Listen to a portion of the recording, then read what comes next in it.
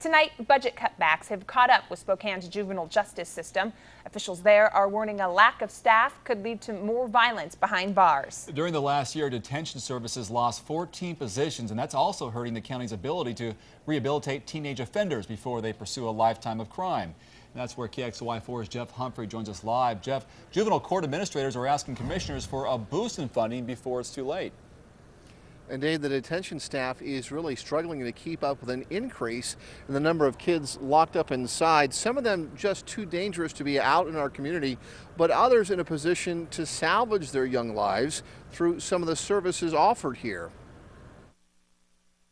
Spokane's juvenile detention facility wouldn't need more staff if corrections officers could simply lock offenders in their cells 24 hours a day, but no one wants a 13-year-old kid caged up like a wild animal, and that's why putting youngsters back on the straight and narrow with a lot of counseling is a very labor-intensive project. Generally, and not always, but generally what we have to do is not only intervene in this kid's life, we have to intervene in the parent's life too, and we have to provide support to them for lots of different reasons, and sometimes we have to deal with some of the deficits that they have too. That's why juvenile court officials are asking county commissioners to rehire 4 corrections or probation officers laid off during the recent budget cuts.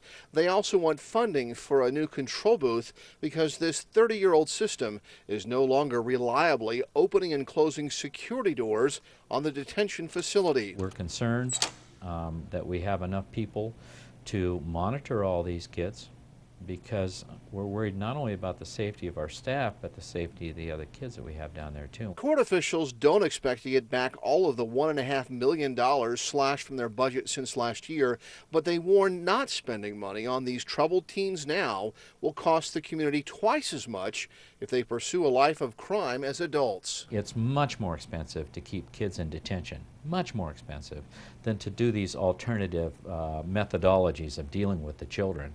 But, you know, we still have to have employees to do it. We have to have the money for the programming.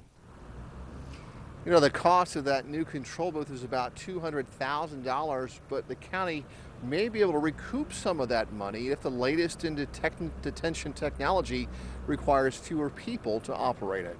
Reporting live at the Juvenile Justice Center, Jeff Humphrey, KXLY4.